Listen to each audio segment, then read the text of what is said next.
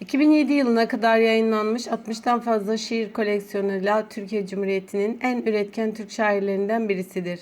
23 destanıyla Cumhuriyet dönemi Türk şiirinin en önemli destan şairi olarak kabul edilmiş, eserlerinde Malazgirt Savaşı'ndan İstanbul'un fethine, Çanakkale'den milli mücadele ve bağımsızlık savaşına kadar birçok zaferi anlatmıştır. 1968'de ABD Pittsburgh Üniversitesi Uluslararası Şiir Forumu tarafından yaşayan en iyi Türk şairi ilan edildi. 1991'de Kültür Bakanlığı tarafından verilen devlet sanatçısı unvanını geri çevirdi. 1971 yılında Şilili şair Pablo Neruda'nın aldığı Nobel Edebiyat Ödülü için hazırlanan listede adaylardan birisi olduğu 50 yıllık İsveç Akademisi arşivlerinin 2022'de kamuoyuna açılmasıyla ortaya çıktı. Mustafa Kemal'in Kanısı en bilinen şiiridir. Hakkında bilgi verilen sanatçı aşağıdakilerden hangisidir?